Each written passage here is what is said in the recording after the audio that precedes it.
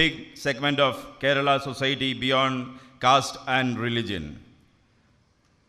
The sculpture of Sri R. Sankar unveiling today is a tribute to that great soul.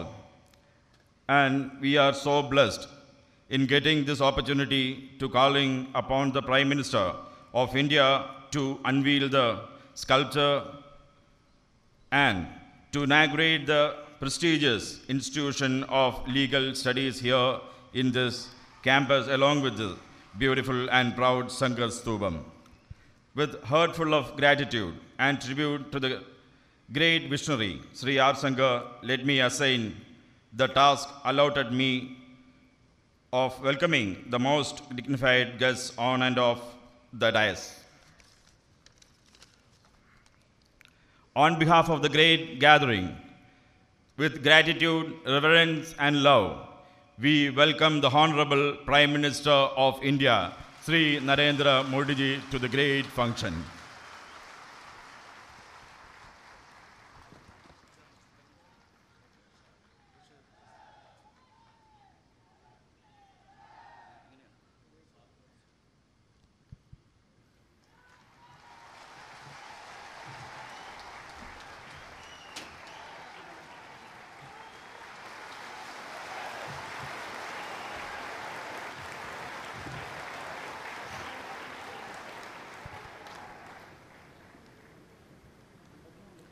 We were blessed with the presence of Kerala's eminent personalities from the religious, social, political and cultural segment to share the dais and the venue. I, with immense humbleness and respect, welcome you all to this great function. ഇതുകൂടാതെ ഈ സമ്മേളനം വിജയിപ്പിക്കുവാൻ വേണ്ടി ഇവിടെ എത്തിയിട്ടുള്ള മുഴുവൻ യൂണിയൻ്റെയും അതുപോലെ സഹായകത്തിൻ്റെയും നേതാക്കന്മാരും അതിനോടൊപ്പം വനിതാ സംഘത്തിൻ്റെയും യൂത്ത് മൂവ്മെൻറ്റിൻ്റെയും നമ്മുടെ സഹോദര സംഘടനകളിലുള്ള മുഴുവൻ നേതാക്കന്മാരെയും അതിൻ്റെ പ്രവർത്തകരെയും ഒരിക്കൽ കൂടെ ഇവിടേക്ക് നിങ്ങളെയൊക്കെ സ്വാഗതം ചെയ്തുകൊണ്ട് ഞാൻ എൻ്റെ വാക്കുകൾ നിർത്തുന്നു. ജയ് SNDP യോഗം. Thank you, sir. Next, I invite our respected Secretary, Sri Narayana Trust, Sri Vellapalli Nadeshan, to the much-awaited speech.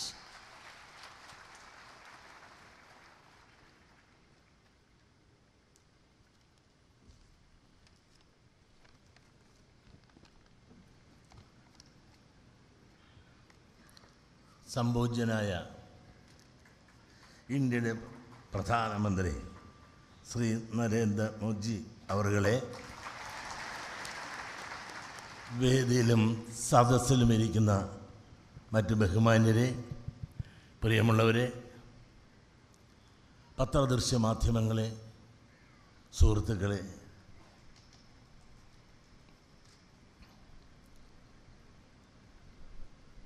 നമ്മളെല്ലാം ക്ഷണം സ്വീകരിച്ച് വളരെ നാളുകളായി ആർ ശങ്കറിൻ്റെ പ്രതിമ അനാവരണം ഇന്ത്യയുടെ പ്രധാനമന്ത്രി ശ്രീ നരേന്ദ്രമോദിജി തന്നെ നടത്തണമെന്ന നമ്മുടെ ദൃഢമായ ആഗ്രഹം ഇന്ന് പൂവണിയുകയാണ്. അദ്ദേഹത്തോട് വളരെ നന്ദിയുണ്ട്. കാരണം ഇന്ത്യയുടെ പ്രധാനമന്ത്രിയായിട്ട് ആദ്യമായി കേരളത്തിൽ വരികയും വരുന്ന സമയം ഇത് ചെയ്യാമെന്ന് ഏൽക്കുകയും അതിനുള്ള വലിയ മനസ്സ് കാണിച്ച് ഇവിടെ എത്തുകയും ചെയ്ത നരേന്ദ്രമോദിജിയെ SNDP യോഗത്തിന് വേണ്ടിയും SN ട്രസ്റ്റിന് വേണ്ടിയും ആദ്യമായി ഞാൻ നന്ദി രേഖപ്പെടുത്തുകയാണ്. വിദ്യ കൊണ്ട് പ്രബുദ്ധരാകുക എന്ന ഗുരുവിൻ്റെ ദർശനം പ്രായോഗിക തലത്തിൽ വരുത്തിയ മഹാനാണ് ആർ ശങ്കർ. ഏതാണ്ട് 1 ഡസൻ മേൽ വിദ്യാഭ്യാസ സ്ഥാപനങ്ങൾ, ഉന്നത വിദ്യാഭ്യാസ സ്ഥാപനങ്ങൾ കേരളത്തിൻ്റെ വിവിധ ഭാഗങ്ങളിലായി SN ട്രസ്റ്റിൻ്റെ പേരിൽ അദ്ദേഹം സ്ഥാപിക്കുകയുണ്ടായി. സ്ഥാപിച്ച നമ്മുടെ മുമ്പിൽ കാണുന്ന SN കോളേജ് ഒഴിച്ച് ബാക്കിയെല്ലാം തന്നെ സ്ഥാപിച്ചിട്ടുള്ളത് ഗ്രാമാന്തരങ്ങളിലാണ്. ഇവിടുത്തെ പാവങ്ങൾക്ക് പഠിക്കുവാനുള്ള അവസരങ്ങൾ, അടിച്ചമർത്തപ്പെട്ട, അവകാശം നിഷേധിക്കപ്പെട്ട അവശലക്ഷങ്ങൾക്ക് പഠിക്കുവാൻ ഗ്രാമാന്തങ്ങളിൽ അവസരമൊരുക്കി കൊടുത്തത് അദ്ദേഹത്തിൻ്റെ വിദ്യാഭ്യാസ രംഗത്തുള്ള ദീർഘദൃഷ്ടിയോടുള്ള പ്രവർത്തനം ഒന്നുകൊണ്ട് മാത്രമാണ്. പ്രതിമ അനാവരണം നടത്തുക എന്ന നമ്മുടെ ആഗ്രഹം ഇന്ന് പൂവണിയാൻ പോവുകയാണ്. അതോടൊപ്പം ഈ സമ്മേളനത്തിൽ സംബന്ധിച്ചിരിക്കുന്ന അദ്ദേഹത്തോട് എനിക്കൊരു വിനയമായ ഒരപേക്ഷ, അഭ്യർത്ഥന, അല്ലെങ്കിൽ ഒരു നിവേദനം എന്ന് തന്നെ പറയാം ഉണ്ട്. അത് അദ്ദേഹം സവിനയം കേട്ട് അതിനൊരു തീരുമാനം ഉണ്ടാകുവാൻ ഇന്ത്യയുടെ പരമോന്നത പീഠത്തിൽ നിന്ന് ഭരിക്കുന്ന പ്രധാനമന്ത്രി ശ്രീ നരേന്ദ്രമോദിജിയുടെ പ്രത്യേക ശ്രദ്ധ ഇക്കാര്യത്തിൽ ഉണ്ടാകുവാൻ ഞാൻ അപേക്ഷിക്കുകയാണ്. കാസർഗോഡ് സെൻട്രൽ യൂണിവേഴ്സിറ്റിക്ക് നവോത്ഥാന നായകനായ ശ്രീനാരായണ ഗുരുദേവൻ്റെ പേര് നൽകണമെന്ന് ബഹുമാനപ്പെട്ട ഇന്ത്യൻ പ്രധാനമന്ത്രിയോട് അഭ്യർത്ഥിക്കുന്നു. സംഘടിച്ച് ശക്തരാകുവാനും വിദ്യ കൊണ്ട് പ്രബുദ്ധരാകുവാനും കേരളീയരോട് ആവശ്യപ്പെട്ട ഗുരുദേവൻ ജാതി മത വ്യത്യാസങ്ങൾ അതീതമായി ഒരു ജനത ആദരിക്കുകയും ആരാധിക്കുകയും ചെയ്യുന്ന പുണ്യശ്ലോകമാണ്. അടുത്തത്, പ്രതിവർഷം ലക്ഷക്കണക്കിന് അയ്യപ്പ ഭക്തന്മാർ തീർത്ഥാടനത്തിനായി എത്തുന്ന പുണ്യസങ്കേതമാണ് ശബരിമലയെ ദേശീയ തീർത്ഥാടന കേന്ദ്രമായി പ്രഖ്യാപിക്കുന്നതിനും ശബരിമല തീർത്ഥാടകരുടെയും കേരളത്തിലെ പൊതുസമൂഹത്തിൻ്റെയും യാത്രാക്ലേശം പരിഹരിക്കുവാൻ ശബരി റെയിൽവേ ലൈൻ വളരെ വേഗം യാഥാർത്ഥ്യമാക്കണമെന്നും അപേക്ഷിക്കുന്നു. ചില നിക്ഷിപ്ത താൽപ്പര്യക്കാർ ശബരി റെയിൽവേ ലൈൻ സമ്മർദ്ദ തന്ത്രങ്ങളും രാഷ്ട്രീയ സ്വാധീനങ്ങളും ഉപയോഗിച്ച് വൈകിപ്പിക്കുകയാണ്. ഈ സാഹചര്യങ്ങൾ പ്രധാനമന്ത്രിയെ നേരിട്ടുള്ള ഇടപെടൽ ഉണ്ടെങ്കിൽ മാത്രമേ ശബരി റെയിൽവേ ലൈൻ യാഥാർത്ഥ്യമാകുവാൻ കഴിയൂ എന്ന വസ്തുത അങ്ങനെ വിനീതമായി ഓർമ്മപ്പെടുത്തുകയാണ്. മറ്റൊന്ന്, കേരളീയർ സാമ്പത്തികമായി അസമത്വം അനുദിനം വർദ്ധിച്ചു വരികയാണ്. ദാരിദ്ര്യം, തൊഴിലില്ലായ്മയും കേരളത്തിലെ പിന്നോക്ക സമുദായ അംഗങ്ങളുടെ ജീവിതം ദുസ്സഹമാക്കിക്കൊണ്ടിരിക്കുകയാണ്. ഈ സാഹചര്യത്തിൽ SNDP യോഗത്തിൻ്റെ നേതൃത്വത്തിൽ വിജയകരമായി നടന്നുവരുന്ന മൈക്രോ ഫൈനാൻസ് പദ്ധതി വിപുലീകരിക്കുന്നതിന് ആവശ്യമായ സാമ്പത്തിക സഹായം പ്രത്യേക പാക്കേജായി പ്രധാനമന്ത്രിയോട് അഭ്യർത്ഥിക്കുന്നു. അടുത്തത്, സച്ചാർ കമ്മീഷൻ റിപ്പോർട്ട് അനുസരിച്ച് ന്യൂനപക്ഷ വിഭാഗങ്ങൾക്ക് നൽകുന്ന എല്ലാ ആനുകൂല്യങ്ങളും ഭൂരിപക്ഷ സമുദായത്തിൽപ്പെട്ട പാവപ്പെട്ടവർക്കും നൽകുക. ന്യൂനപക്ഷ സംസ്ഥാന ജനസംഖ്യയുടെ അടിസ്ഥാനത്തിൽ നിശ്ചയിച്ച് അവരുടെ വരുമാനത്തിൻ്റെയും ജീവിത നിലവാരത്തിൻ്റെയും അടിസ്ഥാനത്തിൽ മാത്രം ആനുകൂല്യം നൽകുക. നിലവിലുള്ള സംവിധാനത്തിൽ മാറ്റം വരുത്താതെ സംവരണാനുകൂല്യങ്ങൾ ലഭിക്കാത്ത മുന്നോക്ക സമുദായത്തിലെ പാവപ്പെട്ടവർക്ക് കൂടി സംവരണം ലഭ്യമാക്കുന്നതിന് ആവശ്യമായ ഭരണഘടനാ ഭേദഗതികൾ വരുത്തുക. ഇന്ത്യൻ റെയിൽവേ കേരളത്തിനോട് കാണിച്ചു വരുന്ന അവഗണന അവസാനിപ്പിക്കാൻ ആവശ്യമായ നടപടികൾ സ്വീകരിക്കുക. തിരുവനന്തപുരം, പാലക്കാട് ഡിവിഷനുകളെ പ്രാധാന്യം വെട്ടിച്ചുരുക്കാൻ തമിഴ്നാട് ലോബി നടത്തുന്ന ശ്രമങ്ങൾക്കെതിരെ കർശന നടപടികൾ സ്വീകരിക്കുവാൻ അങ്ങ് ശ്രമിക്കണമെന്ന് അപേക്ഷിക്കുന്നു. ജനസാന്ദ്രതയുള്ള സംസ്ഥാനമെന്ന നിലയിൽ കേരളത്തിലെ ദേശീയപാതയുടെ വികസനത്തിന് നിലവിലുള്ള മാനദണ്ഡങ്ങൾ അനുവദിക്കാൻ കഴിയുന്ന ഇളവുകൾ അനുവദിച്ച് ദേശീയപാത വികസനം സമയബന്ധിതമായി പൂർത്തിയാക്കുക. അടുത്തത്, കേരളത്തിലെ നിബിഡ വനങ്ങളുടെ വിസ്തൃതി ആശങ്കാജനകമായി കുറയുന്നതായിട്ടാണ് അടുത്ത സമയത്ത് നടന്ന ചില പഠനങ്ങൾ സൂചിപ്പിക്കുന്നത്. ഈ സാഹചര്യങ്ങൾ നഷ്ടപ്പെട്ട വനഭൂമി തിരിച്ചെടുക്കുന്നതിനും നിലവിലുള്ള വന സംരക്ഷിക്കുന്നതിനും ആവശ്യമായ നിയമ നടപടികൾ സത്വരമായി കൈക്കൊള്ളണമെന്ന് അപേക്ഷിക്കുന്നു.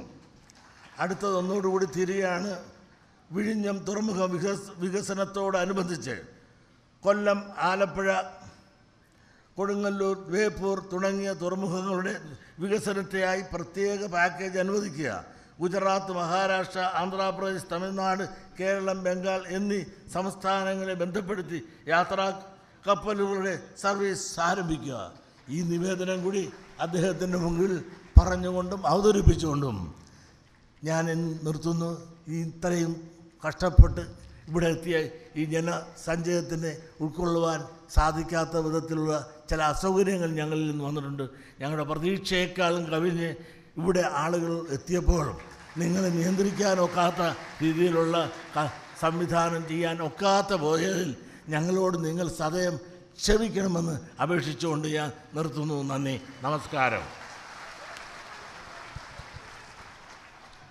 Thank you, sir, for your valuable talk. Now coming to the most important part of the ceremony, I invite Honorable Prime Minister Shri Narendra Modi to unveil the statue of R. Shankar, former Chief Minister of Kerala. And I also request sir to address the gathering.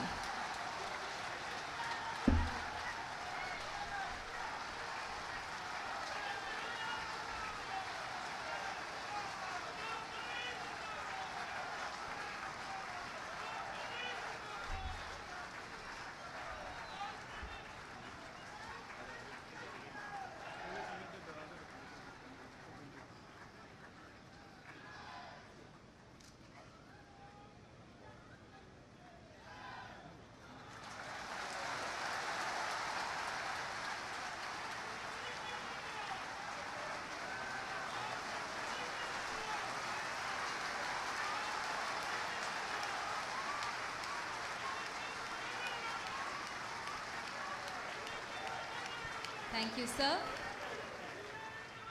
I also invite Sri V. Muralidharan, State President of BJP, to translate the Honorable Prime Minister's speech.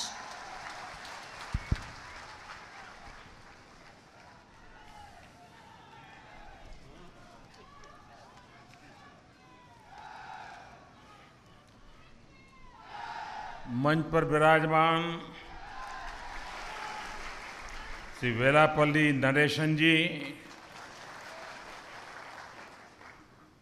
Doctor M.N. Soman जी,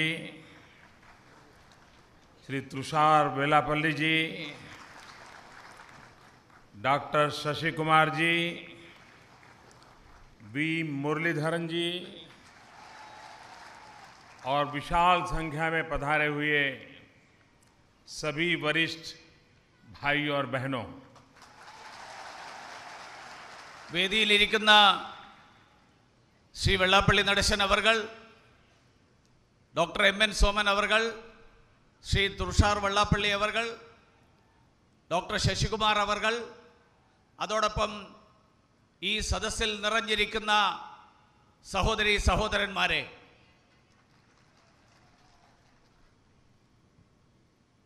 सामान्यतः राजनेताओं के मृत्यु के बाद 1 या 2 साल में उनका अंतिम मृत्यु हो जाता है, लोग भूल जाते हैं। कुछ राजनेता तो ऐसे होते हैं कि लोगों की नज़रों में जीते जी भी मर जाते हैं, लेकिन बहुत कम लोग होते हैं जो मृत्यु के इतने सालों बाद भी जिंदा रहते हैं। സാധാരണഗതിയിൽ രാഷ്ട്രീയ നേതാക്കന്മാർ അവരുടെ ദേഹാവസാനത്തിന് ശേഷം 1-2 വർഷങ്ങൾക്കുള്ളിൽ അവരുടെ ആത്യന്തികമായ മരണം സംഭവിക്കാറുണ്ട്. ചില ആളുകൾ ജീവിച്ചിരിക്കുമ്പോൾ തന്നെ അവരുടെ മരണം സംഭവിക്കാറുണ്ട്. അവരെ ശരീരത്തെ മാത്രമേ ജീവിച്ചിരിക്കാറുള്ളൂ. പക്ഷെ വളരെ ചുരുക്കം ആൾക്കാർ മാത്രമേ അവരുടെ ദേഹാവസാനത്തിന് ശേഷവും അവർ ജനങ്ങളുടെ മനസ്സിൽ ജീവിക്കുന്നവരായിട്ട് നിലനിൽക്കാറുള്ളൂ. श्रीमान R. शंकर जी ने ऐसे कैसे महान काम किए होंगे कि आज भी वो केरल के जन जन के हृदय में जीवित है। R. शंकर जी അദ്ദേഹം അതിമഹത്തായിട്ടുള്ള എന്തൊക്കെ കാര്യങ്ങൾ ചെയ്തിട്ടുണ്ടാകും ഇന്നും കേരളത്തിലെ ജനങ്ങളുടെ ഹൃദയത്തിൽ ജീവിച്ചിരിക്കുന്ന ഒരു സാഹചര്യം, ആ സ്ഥിതി നിലനിർത്താൻ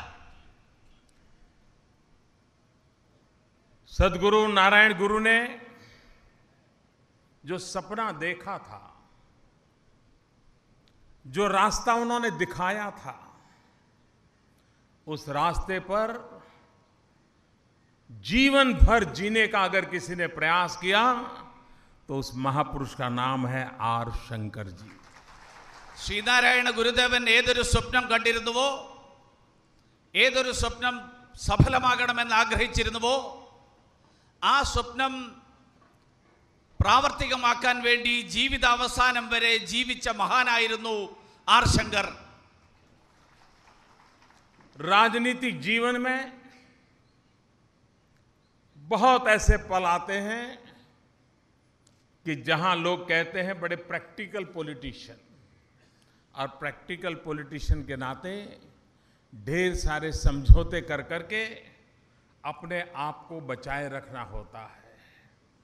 लेकिन आर शंकर जी के जीवन को देखें तो वे नारायण गुरु ने जो शिक्षा दीक्षा दिखी थी उसमें कभी कॉम्प्रोमाइज नहीं किया। राजनीति में संकट झेलने पड़े लेकिन रास्ता नहीं छोड़ा। मैं ऐसे महापुरुष को प्रणाम करता हूं। രാഷ്ട്രീയ രംഗത്ത് പലതരത്തിലുള്ള വിട്ടുവീഴ്ചകളും നടത്തേണ്ടി വരാറുണ്ട്। അങ്ങനെയുള്ള ആളുകളെ കുറിച്ച് സാധാരണ പറയാറുള്ളത് അവര് പ്രായോഗിക രാഷ്ട്രീയക്കാരാണെന്നാണ്, പ്രാക്ടിക്കൽ പൊളിറ്റീഷ്യൻ. പക്ഷേ ആർ ശങ്കർ അത്തരത്തിൽ വിട്ടുവീഴ്ചകൾ നടത്തിക്കൊണ്ട് പ്രായോഗിക രാഷ്ട്രീയക്കാരനായിട്ട് മാറാൻ അദ്ദേഹം ശ്രമിച്ചില്ല. ശ്രീനാരായണ ഗുരുദേവൻ അദ്ദേഹം നൽകിയ ആശയങ്ങൾ, അദ്ദേഹം നൽകിയ തത്വങ്ങൾ, ആ തത്വങ്ങൾ അക്ഷരപ്രതി ജീവിച്ചുകൊണ്ട് അത് പ്രാവർത്തികമാക്കാൻ വേണ്ടിയിട്ടുള്ള ശ്രമമാണ് ആർ ശങ്കർ ജീവിതകാലം മുഴുവൻ നടത്തിയത്। समाज के दलित, पीड़ित, शोषित, वंचित, पिछड़े, इस समाज में शिक्षा कैसे पहुंचे, वे शिक्षित कैसे बने, शिक्षा की आहलेख कैसे जगे, इसके लिए उन्होंने अपने जीवन का मुख्य लक्ष्य माना। സമൂഹത്തിലെ ദളിതർ, ഉപേക്ഷിക്കപ്പെട്ടവർ, പീഡിപ്പിക്കപ്പെട്ടവർ, ചൂഷണം ചെയ്യപ്പെട്ടവർ, അങ്ങനെയുള്ള എല്ലാ ജനവിഭാഗങ്ങളും അവരുടെ ജീവിതം മെച്ചപ്പെടുത്താനുള്ള ശ്രമങ്ങൾ, ആ ശ്രമങ്ങളാണ് ആർ ശങ്കറിന്റെ ഭാഗത്ത് നിന്ന് ഉണ്ടായത്। गरीबी क्या होती है, पिछड़ापन क्या होता है, पिछड़े होने के नाते समाज में कैसे अपमान सहने पड़ते हैं, इसको मुझे समझाने की किसी को जरूरत नहीं है। मैं इसे भली भांति अनुभव कर चुका हूं। പിന്നോക്കം നിൽക്കുന്ന ജനവിഭാഗത്തിൽപ്പെടുന്നവർക്ക് ഏതൊക്കെ തരത്തിലുള്ള അവഗണനയും ഏതൊക്കെ തരത്തിലുള്ള അപമാനങ്ങളും നേരിടേണ്ടി വരാറുണ്ട് എന്നുള്ളത് നേരിട്ട് അനുഭവിച്ചിട്ടുള്ള ഒരു വ്യക്തിയാണ് ഞാൻ। അതാരും എന്നെ പഠിപ്പിക്കേണ്ടതില്ല। और इसलिए हम जैसे दलित हो, पीड़ित हो, शोषित हो, वंचित हो, पिछड़े हो, ऐसे लोगों की उंगली पकड़ करके अगर कोई महापुरुष शिक्षा के द्वार तक ले गया हो, हम लोगों की जिंदगी बदलाने लाने का प्रयास किया हो, तो वो हमारे लिए सब कुछ होता है, हमारे लिए वो श्रद्धेय होता है, हमारे लिए वंदनीय होता है। നമ്മളെപ്പോലെയുള്ള ഈ പിന്നോക്ക ജനവിഭാഗങ്ങളുടെ, ഈ ഉപേക്ഷിക്കപ്പെട്ടവരുടെ കൈപിടിച്ചുകൊണ്ട് വിദ്യാഭ്യാസത്തിൻ്റെ പ്രവേശനദ്വാരത്തിലേക്ക് ആ കൈപിടിച്ച് നടത്തിക്കാൻ ശ്രമിച്ചിട്ടുള്ള വ്യക്തി, അദ്ദേഹം നമ്മളെ സംബന്ധിച്ചിടത്തോളം ഈശ്വര തുല്യനാണ്, നമ്മളെ സംബന്ധിച്ചിടത്തോളം ഗുരുതുല്യനാണ്, നമ്മളെ സംബന്ധിച്ചിടത്തോളം അങ്ങേയറ്റം പൂജിതനായിട്ടുള്ള വ്യക്തിയാണ്। मैं जब गुजरात का मुख्यमंत्री था उस समय मुझे नारायण गुरु के उस कर्मभूमि पवित्र स्थान पर आकर के आशीर्वाद प्राप्त करने का अवसर मिला था। और उस समय एसएनडीपी के कार्यकर्ताओं के दिल में समाज के वर्गों के लिए भलाई करने के लिए शिक्षा का काम बढ़ाने के लिए उनके मन में जो ललक थी, तड़पन थी, वो मैं भली भांति अनुभव करता था। ഗുജറാത്തിന്റെ മുഖ്യമന്ത്രിയായിരുന്ന കാലത്ത് ശ്രീനാരായണ ഗുരുദേവന്റെ സമാധി സ്ഥാനത്ത് വരാൻ, ഗുരുദേവന്റെ തത്വങ്ങളെക്കുറിച്ച് മനസ്സിലാക്കാൻ എനിക്ക് അവസരം ലഭിച്ചിരുന്നു. ആ ചടങ്ങിന് വന്നപ്പോൾ SNDPയുടെ പ്രവർത്തകരുടെ, അവരുടെ മനസ്സിൽ ഈ നാട്ടിലെ ഉപേക്ഷിക്കപ്പെട്ടവരുടെ ഉന്നമനത്തിന് വേണ്ടിയിട്ടുള്ള അവരുടെ മനസ്സിൻ്റെ ആഗ്രഹത്തെ, അവരുടെ മനസ്സിൻ്റെ അഭിവാഞ്ചയെ അത് നേരിട്ടറിയാൻ ആ ചടങ്ങിലൂടെ എനിക്ക് സാധിച്ചിട്ടുണ്ട്. मैं आज SNDP का, श्रीमान नटेशन जी का, उनकी पूरी टीम का हृदय से आभार व्यक्त करता हूं कि मुझे समाज के ऐसे सेवक के प्रतिमा के अनावरण का मुझे आज सौभाग्य मिला है. SNDPയുടെ നേതൃത്വം ശ്രീ വെള്ളാപ്പള്ളി നടേശൻ അവർകൾ, അദ്ദേഹത്തിൻ്റെ സഹപ്രവർത്തകർ, അവരോട് എനിക്ക് അങ്ങേയറ്റത്തെ നന്ദിയുണ്ട്. ഈ തരത്തിൽ പിന്നോക്ക ജനവിഭാഗങ്ങൾക്ക് വേണ്ടി പ്രവർത്തിച്ച ഒരു മഹാന്റെ പ്രതിമയുടെ അനാവരണം നിർവഹിക്കാൻ അതിന് എനിക്ക് അവസരം തന്നതിൽ ഞാൻ അവരോട് കടപ്പെട്ടിരിക്കുന്നു. किसी के जीवन में कुछ अच्छी घटनाएं जो याद रहती हैं, मुझे उन अच्छी घटनाओं में आज का ये अवसर हमेशा हमेशा याद रहेगा. ജീവിതത്തിലെ ഏറ്റവും സുഖദമായിട്ടുള്ള സാഹചര്യങ്ങൾ, ആ സുഖദമായിട്ടുള്ള സാഹചര്യങ്ങൾ എന്നും ഓർമ്മിക്കപ്പെടുന്നതാണ്. ഇന്നത്തെ ഈ അവസരം അത്തരത്തിലുള്ള എന്നും എൻ്റെ ഓർമ്മയിൽ നിലനിൽക്കുന്ന ഒരു അവസരമായിട്ട് ആയിരിക്കും ഞാൻ കണക്കാക്കുന്നത്. आज सार्वजनिक जीवन में कोई 10 साल मुख्यमंत्री रहे, कोई 20 साल मुख्यमंत्री रहे, कोई 15 साल प्रधानमंत्री रहे, कोई 20 साल रहे, लेकिन फिर भी लोग भूल जाते हैं. आर शंकर जी को सिर्फ 2 साल मिला था, 2 साल, लेकिन उसके बाद भी वे राजनेता से ज्यादा एक समाज सुधारक के रूप में, समाज सेवक के रूप में अपने आप को समर्पित कर दिया. और उसके लिए आज भी समाज उनको याद करता है, केरल उनको याद करता है, उनका गौरव करता है. പല മുഖ്യമന്ത്രിമാരും 5-10 വർഷമൊക്കെ മുഖ്യമന്ത്രിമാരായിട്ടിരിക്കാറുണ്ട്. പല പ്രധാനമന്ത്രിമാരും 10-15 വർഷങ്ങൾ പ്രധാനമന്ത്രിയായിട്ടിരിക്കാറുണ്ട്. പക്ഷെ സമൂഹം അവരെ ഓർമ്മിക്കാറില്ല. ആർ ശങ്കർ അവർകൾ വെറും 2 വർഷമാണ് അദ്ദേഹം മുഖ്യമന്ത്രി സ്ഥാനത്തിരുന്നത്. പക്ഷേ 2 വർഷം മാത്രം മുഖ്യമന്ത്രി സ്ഥാനത്തിരുന്ന ആർ ശങ്കർ അവർകളെ ഇന്ന് കേരളം ഓർമ്മിക്കുന്നു, ഇന്ന് ഈ നാട് ഓർമ്മിക്കുന്നു. കാരണം അദ്ദേഹം രാഷ്ട്രീയ നേതാവ് എന്നുള്ളതിനുപരി ഒരു സാമൂഹ്യ സേവകൻ എന്നുള്ള നിലയിൽ, സാമൂഹ്യ പരിഷ്കർത്താവ്, സമൂഹത്തിൻ്റെ നേതാവ് എന്നുള്ള നിലയിലുള്ള പ്രതിച്ഛായയാണ് അദ്ദേഹത്തിന് ഏറ്റവും കൂടുതലായിട്ട് അദ്ദേഹത്തിനുണ്ടായിരുന്നത്. SNDP के जनरल सेक्रेटरी के रूप में आर शंकर जी ने काम किया. पद्मनाभन जी और आर शंकर जी ने NSS को जन्म दिया. और इतना ही नहीं, उन्होंने हिंदू महामंडल का आरंभ किया. और सबसे बड़ी बात, ആർ ശങ്കർ അവർകളും NSSന് രൂപം നൽകിയ മന്നത്ത് പത്മനാഭനും, അവർ രണ്ടുപേരും ഒരുമിച്ച് ചേർന്നുകൊണ്ട് ഹിന്ദു മഹാമണ്ഡലം എന്നുള്ള വലിയൊരു ശക്തിക്ക് രൂപം നൽകി. और उस समारोह में उन्होंने श्यामा प्रसाद मुखर्जी को निमंत्रित किया था. श्यामा प्रसाद मुखर्जी जिन्होंने जनसंघ की स्थापना की और जिसमें से बाद में भारतीय जनता पार्टी बनी, और जिस भारतीय जनता पार्टी का मैं कार्यकर्ता होने का गर्व अनुभव करता हूं, उन श्यामा प्रसाद मुखर्जी को आर शंकर जी ने यहां के समारोह के लिए निमंत्रित किया था. ആ ഹിന്ദു മഹാമണ്ഡലം ആർ ശങ്കർ അവർകളും ശ്രീ മന്നത്ത് പത്മനാഭനും ഒരുമിച്ച് രൂപം കൊടുത്ത ഹിന്ദു മഹാമണ്ഡലത്തിൻ്റെ സമ്മേളനത്തിൽ സംബന്ധിക്കാനായിട്ട് ഡോക്ടർ ശ്യാമപ്രസാദ് മുഖർജിക്കാണ് ആർ ശങ്കർ അവർകൾ ക്ഷണപത്രം അയച്ചത്, ക്ഷണിച്ചത്. ഡോക്ടർ ശ്യാമപ്രസാദ് മുഖർജി അന്ന് ജനസംഘത്തിൻ്റെ നേതാവായിരുന്നു. ആ ജനസംഘത്തിൻ്റെ തുടർന്നുള്ള പാർട്ടിയാണ് ഭാരതീയ ജനതാ പാർട്ടി, ആ പാർട്ടിയുടെ അംഗം എന്നുള്ള നിലയിൽ അഭിമാനിക്കുന്ന ഒരു വ്യക്തിയാണ് ഞാൻ. അങ്ങനെയുള്ള ശ്യാമപ്രസാദ് മുഖർജിയാണ് ആർ ശങ്കർ വർകൾ ഹിന്ദു മഹാമണ്ഡലത്തിന്റെ സമ്മേളനത്തെ അഭിസംബോധന ചെയ്യാനായിട്ട് ക്ഷണിച്ചത്. लेकिन उस समय श्यामा प्रसाद मुखर्जी बीमार थे, इसलिए आ नहीं पाए. लेकिन बाद में वो किसी और काम से तिरुवनंतपुरम आए थे, तो आर शंकर जी उनको विशेष रूप से मिलने के लिए तिरुवनंतपुरम गए थे. അന്ന് ദേഹാസ്വാസ്ഥ്യം കാരണം ഡോക്ടർ ശ്യാമപ്രസാദ് മുഖർജിക്ക് ആ സമ്മേളനത്തിൽ സംബന്ധിക്കാൻ സാധിച്ചില്ല. അതുകൊണ്ട് അതിനുശേഷം പിന്നീട് ഒരിക്കൽ മറ്റൊരു പ്രവർത്തനവുമായി ബന്ധപ്പെട്ടുകൊണ്ട് ഡോക്ടർ ശ്യാമപ്രസാദ് മുഖർജി തിരുവനന്തപുരത്ത് വന്നപ്പോൾ ആർ ശങ്കർ വർകളെ പ്രത്യേകം അദ്ദേഹം അറിയിച്ചു.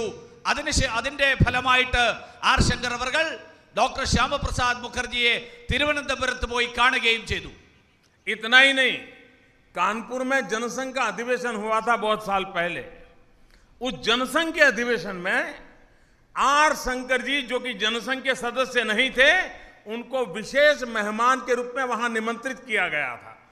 അത് മാത്രമല്ല, വർഷങ്ങൾക്ക് മുൻപേ ആ കാലത്ത് ഉത്തർപ്രദേശിലെ കാൺപൂരിൽ ജനസംഘത്തിന്റെ അഖിലേന്ത്യാ സമ്മേളനം നടന്നപ്പോൾ ജനസംഘത്തിന്റെ അഖിലേന്ത്യാ സമ്മേളനത്തിലേക്ക് ആർ ശങ്കർ വർകൾ ജനസംഘത്തിന്റെ അംഗമല്ലാതിരുന്നിട്ട് പോലും അദ്ദേഹത്തെ പ്രത്യേകം ക്ഷണിക്കപ്പെടുന്ന അതിഥി എന്നുള്ള നിലയിൽ അദ്ദേഹത്തിന് जनसंघ सम्मेलनത്തിലേക്ക് ശ്യാമപ്രസാദ് അതിനുശേഷം ക്ഷണിക്കുകയും ചെയ്തു.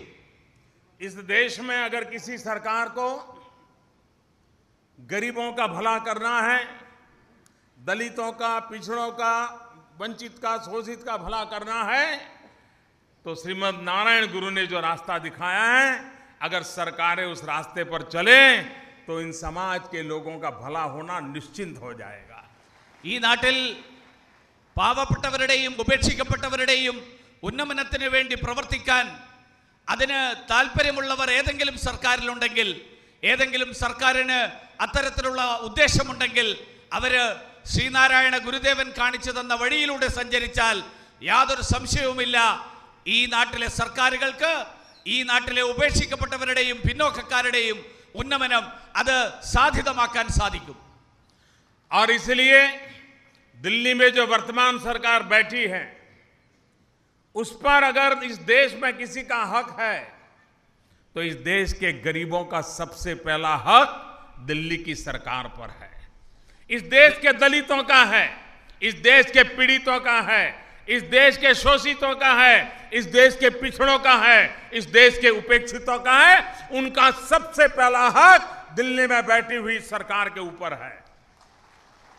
ഡൽഹിയിൽ ഇന്നുള്ള അതുകൊണ്ട് തന്നെ ഡൽഹിയിൽ ഇന്നത്തെ കേന്ദ്ര സർക്കാരിൽ ആ അധികാരത്തിന്റെ ഏറ്റവും ആദ്യത്തെ അംശം, ഏറ്റവും ആദ്യത്തെ അധികാരം, ആ അധികാരം ഈ നാട്ടിലെ പാവപ്പെട്ടവർക്കാണ്, ഈ നാട്ടിലെ പിന്നോക്കക്കാർക്കാണ്, ഈ നാട്ടിലെ ഉപേക്ഷിക്കപ്പെട്ടവർക്കാണ്, ഈ നാട്ടിലെ ദളിതർക്കാണ്. അവർക്കാണ് ഡൽഹിയിലെ കേന്ദ്ര സർക്കാരിന്റെ മുന്നിൽ, കേന്ദ്ര സർക്കാരിൽ ഏറ്റവും ആദ്യത്തെ പ്രാഥമികമായിട്ടുള്ള അധികാരമുള്ളത്.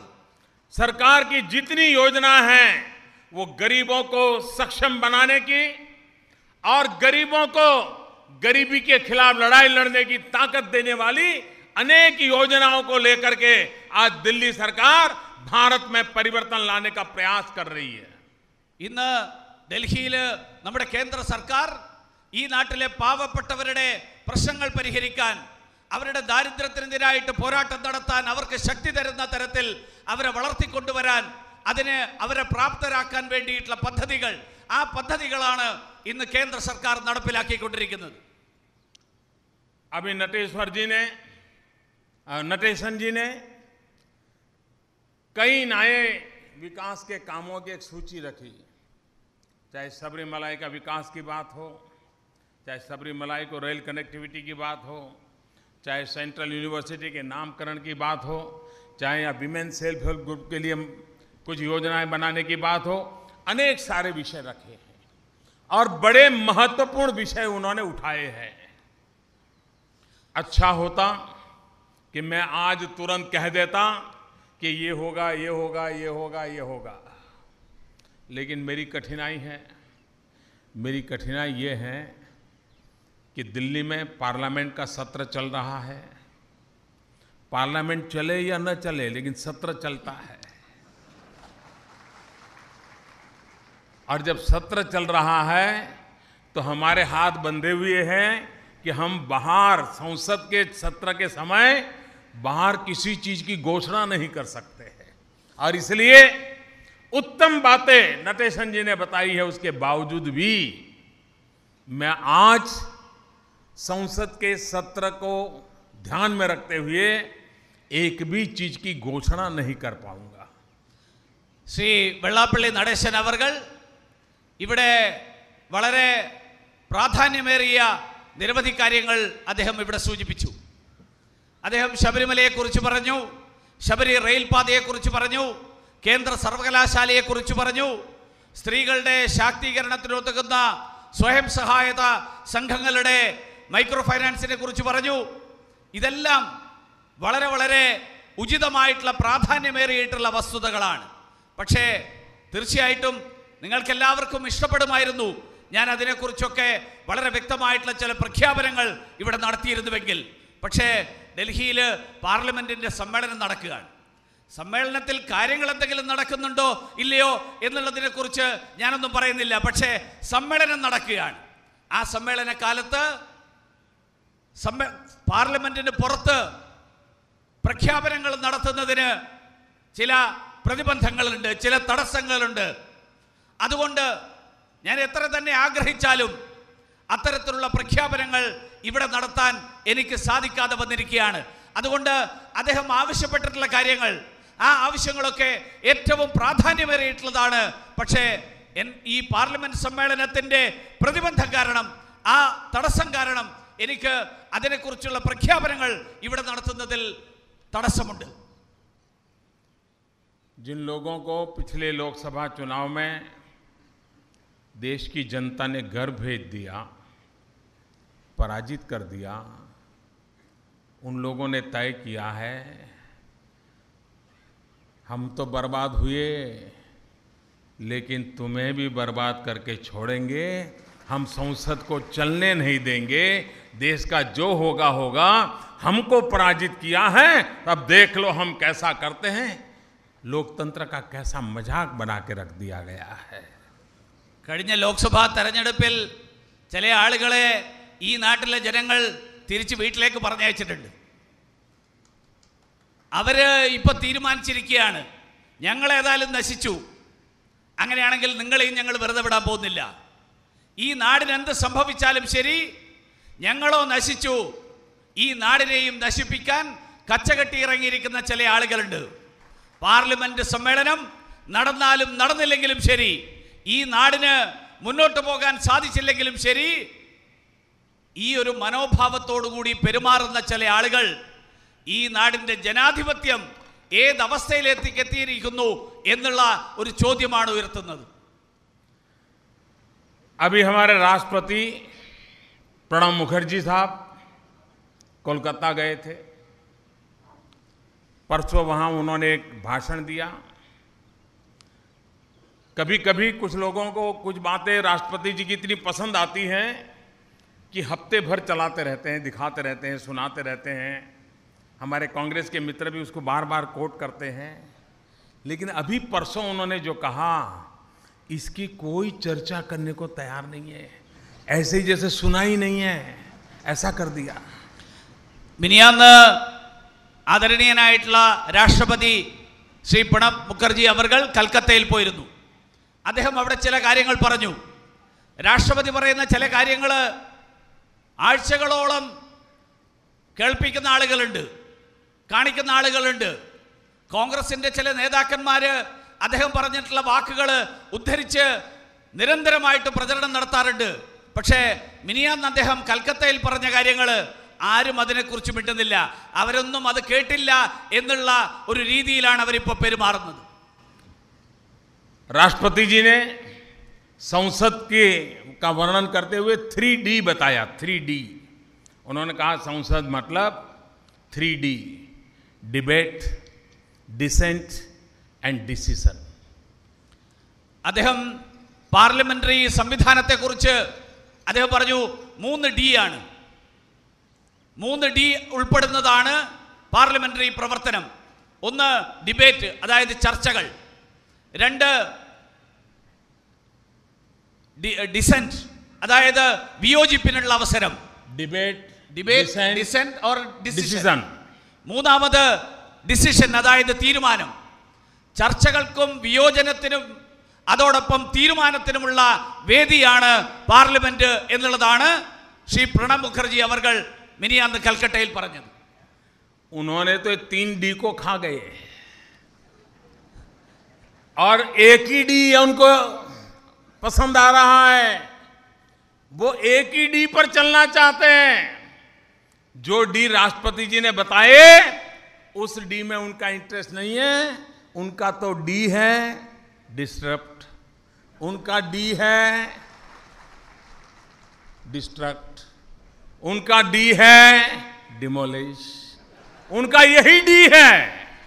രാഷ്ട്രപതി പറഞ്ഞ 3D പകരം ആ 3D അവർ വിഴുങ്ങിക്കളഞ്ഞു. പകരം അവർ പുതിയ 3D കണ്ടുപിടിച്ചിരിക്കുകയാണ്. 1 ഡിസ്റപ്റ്റ്, തടസ്സപ്പെടുത്തുക. 2 ഡിസ്ട്രോയ്, നശിപ്പിക്കുക. 3 ഡിമോളിഷ്, ഇല്ലാതാക്കുക. ഈ 3 ഡികളാണ് ഇപ്പോ ഈ ആളുകൾ കണ്ടുപിടിച്ചിരിക്കുന്നത്. हमारा तो रास्ता है, राष्ट्रपति जी ने 3 डी बताए, वो डी हमारे सर आंखों पर, और हमारा चौथा डी है डेवलपमेंट. രാഷ്ട്രപതി പറഞ്ഞ 3D, ആ 3D ആണ് നമ്മളെ സംബന്ധിച്ചോളം മാർഗം, നമ്മളെ സംബന്ധിച്ചോളം മുന്നോട്ടുള്ള യാത്രയുടെ പഥം. അതോടൊപ്പം മറ്റൊരു ഡി കൂടി, ഡെവലപ്മെന്റ്, അതായത് വികസനം. അതാണ് നമ്മുടെ മുദ്രാവാക്യം. मैं आज आर शंकर जी की प्रतिमा के सामने खड़ा हूं. उन्होंने जिस महान कार्य को चालू किया है उसको पूरा करने के लिए हम भरपूर प्रयास करेंगे. ഇന്ന് ആർ ശങ്കർ അവർകളുടെ അദ്ദേഹത്തിന്റെ പ്രതിമയ്ക്ക് മുന്നിൽ നിന്നുകൊണ്ട് ഞാൻ നിങ്ങൾക്ക് ഉറപ്പ് തരുന്നു, അദ്ദേഹം ഏതൊരു സ്വപ്നമാണ് കണ്ടിരുന്നത്, അദ്ദേഹം ഏതൊരു ആശയമാണോ മുന്നോട്ട് വെച്ചിരുന്നത്, ആ ആശയം പ്രാവർത്തികമാക്കാൻ വേണ്ടിയിട്ടുള്ള എല്ലാവിധ പരിശ്രമവും ഞങ്ങളുടെ ഭാഗത്തു നിന്നുണ്ടാകും. केरल की विकास यात्रा के लिए दिल्ली सरकार को जो भी करना पड़ेगा, कभी दिल्ली सरकार पीछे नहीं हटेगी. 2 कदम आगे चल करके भी केरल को नई ऊंचाइयों पर ले जाएगी. ये मैं आपको विश्वास दिलाता हूं. കേരളത്തിന്റെ വികസനത്തിന് വേണ്ടി, അതിനു വേണ്ടിയിട്ട് കേന്ദ്ര സർക്കാരിന്റെ ഭാഗത്ത് നിന്ന് ഒരു തരത്തിലുള്ള ഉപേക്ഷയും ഉണ്ടാകില്ല. 2 അടി മുന്നോട്ട് പോയിക്കൊണ്ട് വേണ്ടി വന്നാൽ അതിനു വേണ്ടിയിട്ടുള്ള പ്രവർത്തനങ്ങൾ, ആ പ്രവർത്തനം സംഘടിപ്പിക്കാൻ കേന്ദ്ര സർക്കാർ തയ്യാറാണ്. मैं फिर से एक बार एसएनडीपी का, नटेशन जी का, उनके सभी साथियों का और आप सबका भी हृदय से धन्यवाद करता हूं कि इतनी बड़ी संख्या में आकर के आप सबने आज आर शंकर जी को गौरव किया है, अभिनंदन किया है और मुझे भी नमन करने का अवसर दिया है. बहुत बहुत धन्यवाद. ഒരിക്കൽ കൂടി ശ്രീ വെള്ളാപ്പള്ളി നടേശൻ അവർകൾ, SNDP-യുടെ അദ്ദേഹത്തിന്റെ സഹപ്രവർത്തകർ, അവർക്കെല്ലാവർക്കും നന്ദി രേഖപ്പെടുത്തിക്കൊണ്ട് ഇന്ന് ഇത്രയും വലിയ ജനസഞ്ചയം ഇവിടെ ഒരുമിച്ച് വന്നുകൊണ്ട് ആർ ശങ്കർ അവർക്ക് അദ്ദേഹത്തിന്റെ മുന്നിൽ ആദരവ് പ്രകടിപ്പിക്കാൻ എനിക്ക് ഒരവസരം തന്ന ഈ മുഴുവൻ ആളുകൾക്കും ഒരിക്കൽ കൂടി ഞാൻ നന്ദി രേഖപ്പെടുത്തുന്നു. എല്ലാവർക്കും നന്ദി. हम आपकी अमूल्य उपस्थिति और उत्साहित शब्दों के लिए आपका हार्दिक धन्यवाद करते हैं. हम आपकी कर्मता का सम्मान करते हैं एवं उन्नत भारत का कामना करते हैं. Thank you, Shri V. Muralidharan sir, for your kind support. May I now invite Dr. M.N. Soman, respected Chairman of Sri Narayana Trust, to present a memento to the Honorable Prime Minister.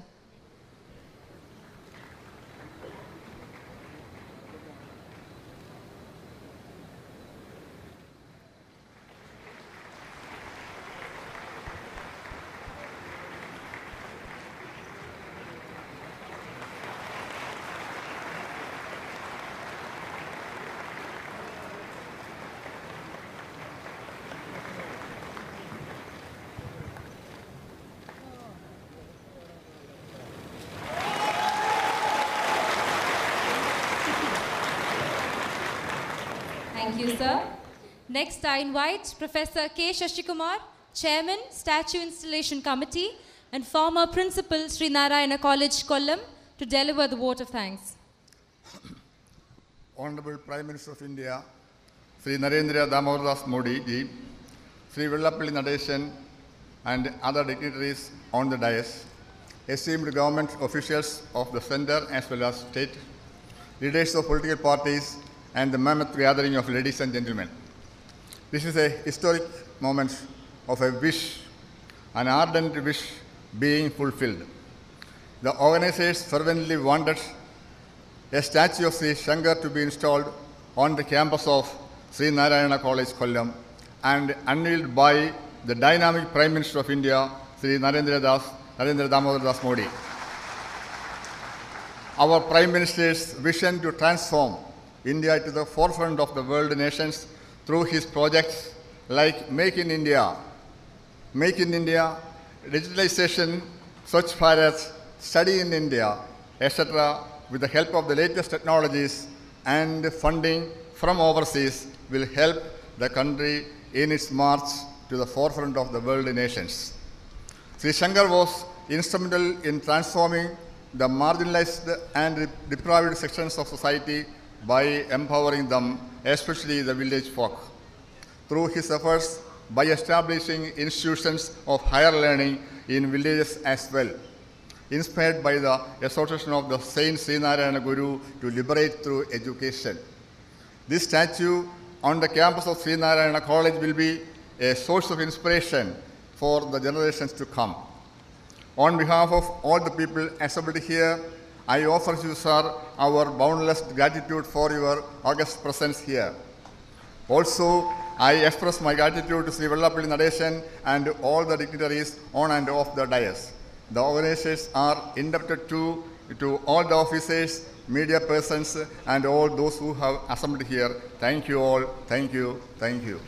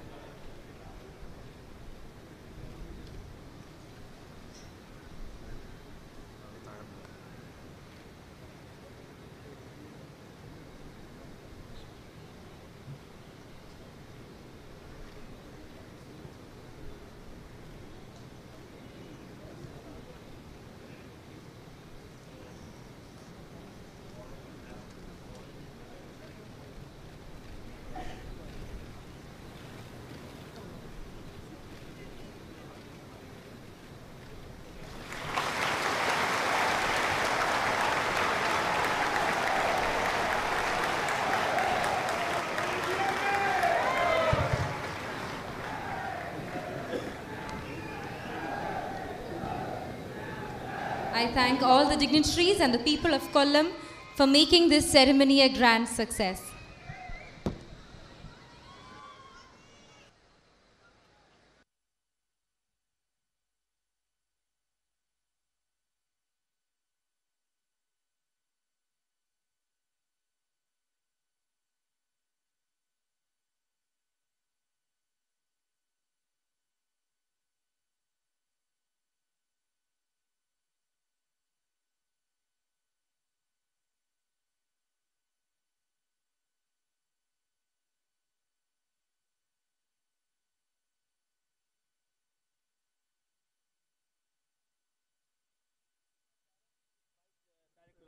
Record करवाने हाँ हाँ बस उसी में थोड़ी देर में कुछ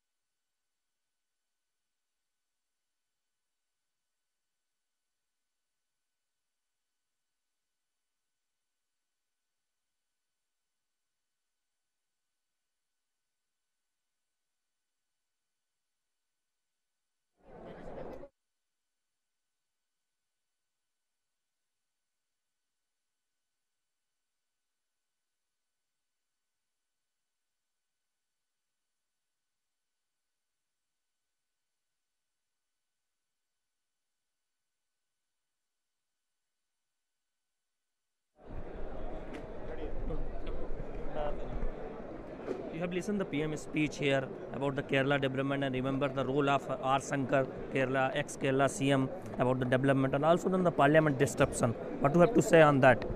1 minute. Okay, शुरू करें? हाँ, please.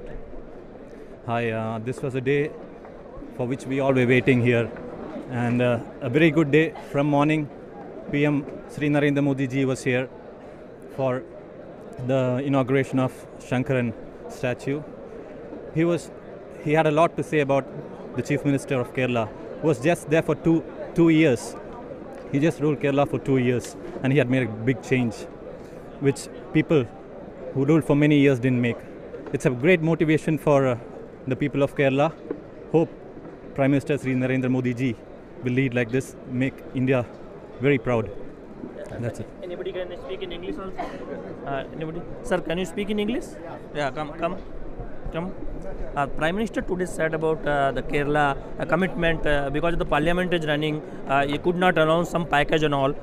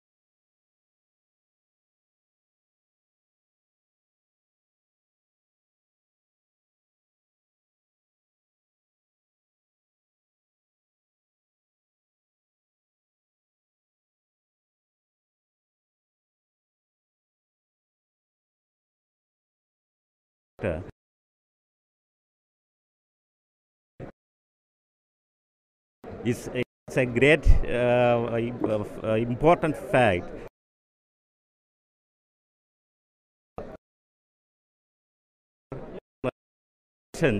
Not concentrate on the actual development.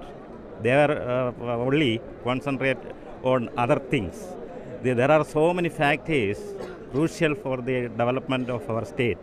Kerala is God's own country, but now is isolated from that idiom because of the personal and personal self-interest of the politicians of Kerala.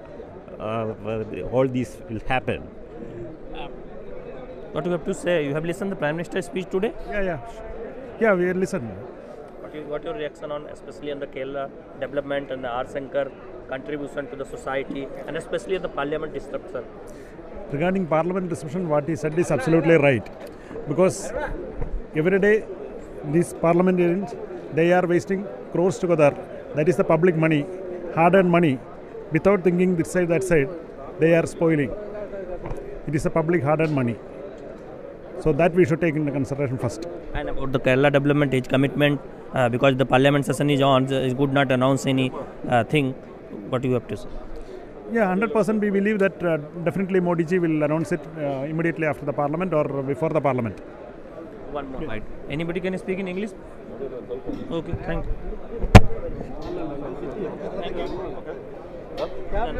Record हो गया, पूछ लीजिए एक बार sir, एक बार पूछ लीजिए record हो गया. रिकॉर्ड हो गया, रिकॉर्ड आगे दिला ले ಹೆಂಗೆ ಕೇಳೋದು?